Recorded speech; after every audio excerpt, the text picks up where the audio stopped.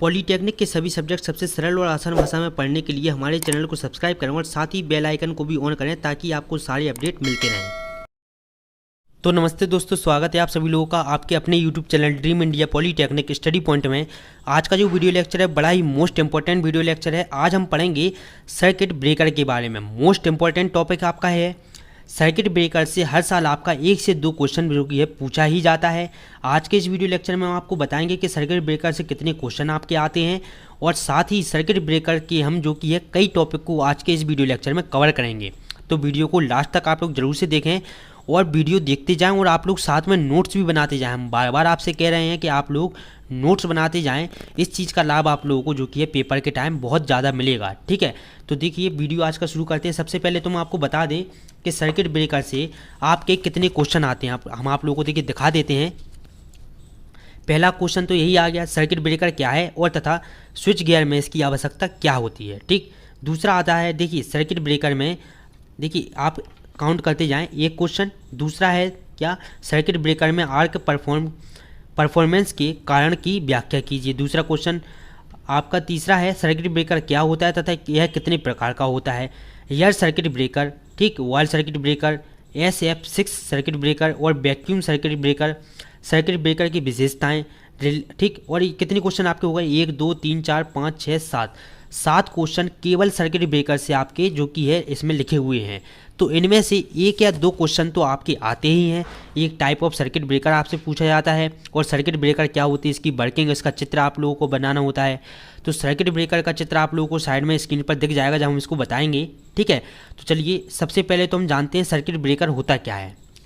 Circuit breaker एक mechanical device है जो सभी आपका सामान्य तथा असामान्य, नॉर्मल तथा अबनॉर्मल परिस्थितियों में आपके सर्किट को बंद करने तथा खोलने में सहायक होता है। आपके सर्किट को ओपन और क्लोज करने में जो कि यह सर्किट ब्रेकर काम करता है और यदि अन्य इंस्ट्रक्शन हो तो भी उसको भी पूरा करता है। कि जैसे कि आप मान ले अर्थ फॉल्ट, शॉर्ट सर्किट फॉल्ट की परिस्थिति में इलेक्ट्रिकल करंट को ऑटोमेटिकली ऑफ करता है तथा इसी के साथ जो कि ये क्या करता है, इस प्रकार यह इलेक्ट्रिकल सिस्टम को डैमेज होने से बचा देता है। ये देखिए क्या करता है, सीधा सीधा सा आप सर्किट ब्रेकर का मतलब समझें। सर्किट ब्रेकर का काम होता है जब भी आपका जो कि हाई वोल्टेज हो जाता है, ठीक, या हाई करंट आपका किसी भी पावर सिस्टम में आता है तो सर्किट ब्रेकर वहाँ पर जो कि है उसको ब्रेक कर देता है और आपके जो कि बड़े बड़े इंस्ट्रूमेंट है, जो आपकी बड़े बड़े उपकरण लगे हुए हैं, उन सभी को खराब होने से बचाता है। अगला हमारा टॉपिक है कि सर्किट ब्रेकर की ज़रूरत क्यों पड़ी। सर्किट ब्रेकर की हमको ज़रूरत जो कि है क्यों पड़ी, और देखिए इस वीडियो में हम आपको सभी टॉपिक वाइज पढ़ाएंगे।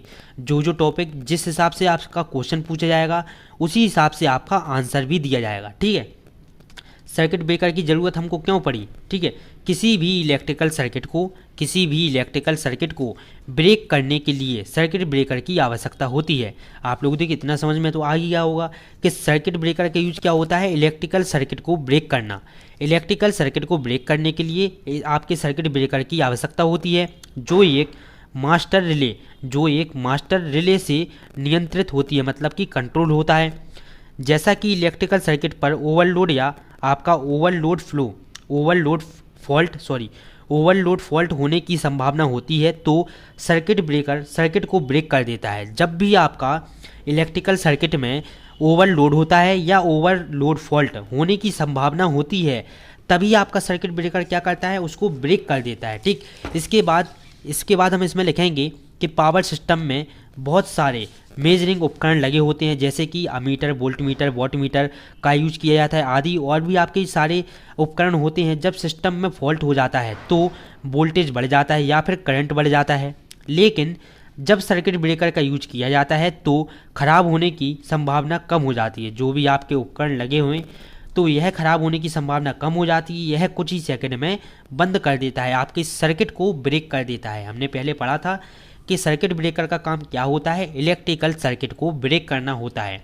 तो जब भी पावर सिस्टम में आपके वोल्टेज बढ़ जाता है या फिर करंट बढ़ जाता है तो ये क्या करता है, उसके पहले ही आपकी सर्किट को ब्रेक कर देता है, जिससे कि हमारे सर्किट आपके पावर सिस्टम में लगे उपकरण जो कि है ख़राब होने से बच जाते हैं। अमीटर, वोल्टमीटर, वाटमीटर, ये सभी ख़राब होने से हमारे बच जाते हैं, और यह कुछ ही समय में जो कि है उसको ब्रेक कर देता है, अर्थात बंद कर देता है।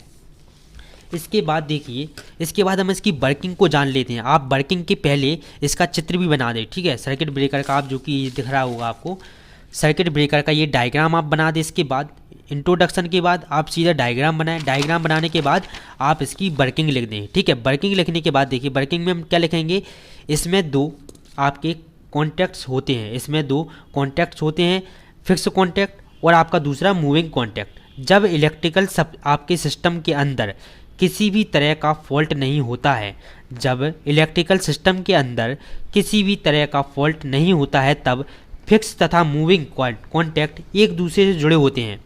आप लोग सीधा सा मतलब समझें, ये है आपका फिक्स कॉन्टैक्ट और ये है आपका मूविंग कॉन्टैक्ट। जब आपके इलेक्ट्रिकल सिस्टम के अंदर कोई भी फॉल्ट नहीं है तो ये आपस में ऐसे जुड़े होते हैं, ठीक। और जैसे ही आपका कोई फॉल्ट होता है तो ये ऑटोमेटिक ब्रेक हो जाता है, तो आपका ये जो कि है सर्किट आपका ब्रेक हो जाता है। तो इलेक्ट्रिकल सर्किट आपकी यहाँ से करंट आपकी इस वाले में नहीं जा पाती और आपके उपकरण खराब होने से बच जाते हैं, ठीक है। तो इलेक्ट्रिक आपकी सर्किट ब्रेकर का काम यही होता है, ठीक।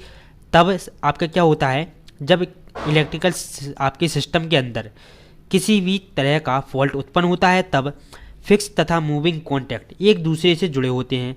लेकिन जब सिस्टम के अंदर कोई फॉल्ट होता है, तब करंट ज़्यादा या फिर वोल्टेज के कारण सर्किट ब्रेकर की ट्रिप कॉइल आपकी एनर्जाइड हो जाती है और इसके कारण मूविंग कॉइल और फिक्स कॉइल एक दूसरे से दूर हो जाती हैं। क्या हो जाती हैं? दूर हो जाती हैं। तो सीधा सीधा मतलब इसका क्या है, जब आपके किसी भी आपके इलेक्ट्रिकल सिस्टम में आपका फॉल्ट नहीं होगा तो फिक्स कॉइल और मूविंग कॉइल आपस में जुड़ी होंगी, और जैसे ही फॉल्ट उत्पन्न होता है आपका फिक्स कॉइल और मूविंग कॉइल अलग अलग हो जाती हैं, जिससे कि आपका सर्किट क्या हो जाता है, ब्रेक हो जाता है। तो साधारण सी इसकी वर्किंग थी, ठीक है, हो जाता है और इलेक्ट्रिकल सप्लाई बंद हो जाती है। सीधा सा मतलब निकलता है हमारा कि इलेक्ट्रिकल सप्लाई जब भी फॉल्ट उत्पन्न हो जाए तो उसको ब्रेक करने के लिए हम सर्किट ब्रेकर का यूज करते हैं। इसके बाद देखिए, सर्किट ब्रेकर में आर्क बुझाने का सिद्धांत, ये भी आपसे काफ़ी बार जो कि क्वेश्चन पूछा गया है कि सर्किट ब्रेकर में आर्क बुझाने का सिद्धांत। तो सबसे पहले तो आप इसका डायग्राम बनाएंगे, आप लोगों की स्क्रीन पर दिख रहा होगा। ये है मूविंग मेंबर, ठीक, ये है आर्किंग हॉर्न, ठीक है। ये क्या है आपका आर्किंग हॉर्न, ये है आपका फिक्स मेंबर, ये है आपका मूविंग मेंबर, ये है आपका SF6 गैस, और ये है आपका आर्क, ये लगी हुई है आपकी स्प्रिंग। तो इस तरह से आपका जो कि इसका कुछ डायग्राम बनेगा। इसके बाद डायग्राम बनाने के बाद हमारा काम क्या रहेगा, इसके बाद हमारा काम रहेगा सर्किट ब्रेकर में आर्क बुझाने का सिद्धांत। सर्किट ब्रेकर में आर्क बुझाने का सिद्धांत, इसको हम डिटेल से पढ़ेंगे। अब आर्क दो प्रकार की होती हैं। पहले तो हम लिखेंगे आर्क कितने प्रकार की होती हैं, दो प्रकार की होती हैं। पहला आपका होता है कॉन्टैक्ट्स के बीच आपके पोटेंशियल डिफरेंस, ठीक, पोटेंशियल डिफरेंस। दूसरा होता है कॉन्टैक्टों के बीच आपके आयनिक करण, ठीक, कॉन्टैक्टों के बीच क्या होगा है, आयनिक करण। सबसे पहले हम पढ़ते हैं, देखिए, जब कॉन्टैक्ट के कम गैप मतलब कि पृथक्करण होता है तो पोटेंशियल डिफरेंस उनके बीच आर्क को मेंटेन करने के लिए पर्याप्त होती है। जब भी आपके कॉन्टैक्ट्स के बीच कम गैप होता है तो आपका पोटेंशियल डिफरेंस उनके बीच आर्क उत्पन्न करने के लिए पर्याप्त होता है। लेकिन आर्क को बुझाने की एक विधि यह भी है कि कॉन्टैक्ट्स को इतना दूर किया जाए कि आर्क को बुझाए जाने के लिए पोटेंशियल डिफरेंस अपर्याप्त हो जाए। पोटेंशियल डिफरेंस क्या हो जाए, देखिए, कॉन्टैक्ट्स के बीच आपके आयनिक कण आर्क को बनाए रखने के लिए पर्याप्त होते हैं। यदि आर्क पथ पर आपके डायोनाइज्ड किया जाता है, या क्या किया जाता है, आर्क अगर पथ पर जो कि है गिराया जाता है तो आर्क बुझाने से सुविधा होती है। आर्क बुझाने में क्या होती है, सुविधा होती है। इसके बाद आर्क बुझाने की अगर बात की गई है तो हमको जानना होगा कि आर्क को बुझाने के लिए निम्न दो विधि होती हैं। आर्क को बुझाने की कितनी विधि होती हैं, आपसे अगर पूछ ले क्वेश्चन में कि सर्किट ब्रेकर क्या होता है और आर्क को बुझाने की निम्नलिखित कौन कौन सी विधि जो कि यहाँ होती हैं, तो सबसे पहले हम लिखेंगे आर्क बुझाने की विधि के अंतर्गत आर्क बुझाने की निम्न दो विधि होती हैं। हाई रेजिस्टेंस मेथड और दूसरा लो रेजिस्टेंस मेथड। इसी को जो कि हम जीरो करंट मेथड भी कहते हैं। सबसे पहला हमारा आता है क्या, हाई रेजिस्टेंस मेथड। इस सिस्टम में क्या करते हैं हम, इस सिस्टम में आर्क रेजिस्टेंस को समय के साथ बढ़ाया जाता है। क्या किया जाता है, आपका जो आर्क का रेजिस्टेंस होता है उसको समय के साथ साथ बढ़ाया जाता है ताकि आर्क को बनाए रखने के लिए अपर्याप्त मान को कम किया जा सके, जिससे करंट के पथ में बाधा उत्पन्न हो जाती है और आर्क बुझ जाता है। तो हमको क्या करना होता है, आर्क बुझाने के लिए करंट के पथ में जो कि है बाधा डालनी होती है। तो उसके लिए हम क्या करते हैं, आर्क के रेजिस्टेंस को समय के साथ साथ बढ़ाते हैं ताकि आर्क को बनाए रखने के लिए अपर्याप्त मान को कम किया जा सके। इसके बाद देखिए हम इसमें आगे लिखेंगे कि इस सिस्टम की मुख्य हानि यह होती है कि आर्क में बहुत अधिक एनर्जी का प्रसार होता है, इसलिए यह केवल डीसी सर्किट ब्रेकर और लो कैपेसिटी एसी सर्किट ब्रेकर में नियोजित होता है। क्या होता है, नियोजित होता है किस किस में, डीसी सर्किट ब्रेकर में और लो सर्किट आपकी कैपेसिटी एसी सर्किट ब्रेकर में। ठीक है, इसके बाद देखिए इसमें हम आगे जानेंगे आपके जो हाई रेजिस्टेंस मेथड है, इसी के अंतर्गत हम इसमें लिखेंगे। देखिए आर्क के रेजिस्टेंस को निम्नलिखित विधि द्वारा जो कि है बढ़ाया जा सकता है। कौन कौन सी विधि है आर्क के रेजिस्टेंस को बढ़ाने की, आर्क की लंबाई बढ़ाकर, दूसरी है आयनीकरण आपके कणों को कम कर। तो इसी के बारे में भी जो कि हम डिटेल से पढ़ते चलते हैं कि आर्क की लंबाई बढ़ाकर आर्क का रेजिस्टेंस इसकी लंबाई के समानुपाती होता है। कॉन्टैक्ट्स के बीच की गैप को बढ़ाकर आर्क की लंबाई को बढ़ाया जाता है। आपके जो कॉन्टैक्ट्स होते हैं उसके बीच की गैप को बढ़ाकर भी आर्क की लंबाई को हम बढ़ा सकते हैं। आयनीकरण कणों को कम करके, कॉन्टैक्ट के बीच मध्य आपके वायु तथा तेल का आयनीकरण आपके पोटेंशियल ग्रेडियंट तथा तापमान पर निर्भर करता है, इसलिए कॉन्टैक्ट्स के बीच आयनीकरण को कम कर या ठंडा करके आपके माध्यम का आयनीकरण को रोका जा सकता है। ठीक है, क्या कर ठंडा कर भी जो कि इसके माध्यम के आयनीकरण को हम क्या कर सकते हैं, रोक सकते हैं। ठीक, इसके बाद हमारा अगला टॉपिक आता है तीसरा, आर्क को विभाजित करके। आर्क को विभाजित करके इसका मतलब क्या है, कॉन्टैक्ट्स के बीच अन्य चालक प्लेटों को आपके प्रवेशित कर आर्क को विभाजित किया जा सकता है। क्या कर सकते हैं हम, आर्क को विभाजित कर सकते हैं। इसके बाद हम आखिरी टॉपिक पढ़ेंगे low resistance method. Low resistance method, ये सभी टॉपिक आपके लिए मोस्ट इंपॉर्टेंट हैं। ये आपको इसलिए पढ़ाया जा रहा है क्योंकि आपसे बार बार जो कि है पेपर में पूछे जा चुके हैं। लो रेजिस्टेंस मेथड क्या होता है, इस विधि का यूज केवल एसी सर्किट ब्रेकर में ही होता है, संभव होता है। इस मेथड में आर्क की आपके अल्टरनेटिंग करंट को शून्य स्थिति के बाद रेस्ट्रिक्टिंग होने से रोका जाता है, इसलिए इसे शून्य बिंदु विधि भी कहा जाता है। इसके बाद देखिए अगला टॉपिक हमारा होगा difference type of circuit breaker. आपके सर्किट ब्रेकर कितने प्रकार के होते हैं, विभिन्न प्रकार के हाई वोल्टेज सर्किट ब्रेकर निम्न है। पहला आपका सर्किट ब्रेकर होता है air circuit breaker, SF circuit breaker, आपके वैक्यूम सर्किट ब्रेकर और ऑयल सर्किट ब्रेकर। इन चारों सर्किट ब्रेकर में से एक आपका जो कि है पूछा ही जाएगा, ये आप लिख कर ले लें। ठीक है, तो आप लोग जो कि है इन चारों को अच्छे से तैयार करेंगे। अगले वीडियो लेक्चर में हम पढ़ेंगे टाइप ऑफ सर्किट ब्रेकर।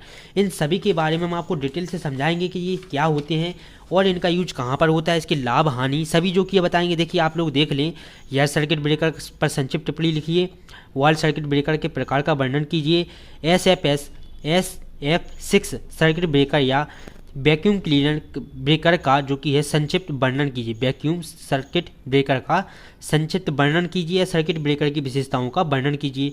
तो इन सभी के बारे में हम अगले वीडियो लेक्चर में डिस्कस करेंगे। और इसी के साथ जो कि है आपका आज का वीडियो लेक्चर खत्म होता है और अगले वीडियो लेक्चर में हम पढ़ेंगे क्या, टाइप ऑफ सर्किट ब्रेकर, उसके बाद हम रिले पढ़ेंगे। ठीक है, इसी के साथ आपका 2 से 3 वीडियो लेक्चर में जो कि है फर्स्ट लेसन पूरा कंप्लीट होने वाला है, सेकंड लेसन। ठीक है, इसी के साथ आपके जो कि है सर्किट जो कि है स्विच गियर एंड प्रोटेक्शन में 2 लेसन पूरे कंप्लीट हो जाएंगे। आपके देखिए पहला लेसन कंप्लीट हो ही चुका है फॉल्ट, दूसरा लेसन भी जो कि है 2 वीडियो लेक्चर में कवर कर दिया जाएगा आपका स्विच गियर। ठीक, तीसरे लेसन हम पढ़ेंगे प्रोटेक्टिव स्कीम। ठीक, आपका सुरक्षात्मक योजना। तो जो कि है समय के पहले ही आपका कोर्स कंप्लीट करा दिया जाएगा। आप लोग बिल्कुल भी परेशान ना हो, ठीक। जो लोग भी परेशान हो रहे हैं कि कोर्स धीमा चल रहा है, तो कोर्स एकदम सही चल रहा है। समय से पहले आपका कोर्स कंप्लीट हो जाएगा और जैसे ही आपका कोर्स कंप्लीट होगा ब्रह्मास्त्र सीरीज स्टार्ट हो जाएंगे। ब्रह्मास्त्र सीरीज के बाद वनडे सीरीज, ठीक। और बीच बीच में आपका जो कि है टेस्ट भी ले लिया जाएगा। तो आप लोग परेशान ना हो।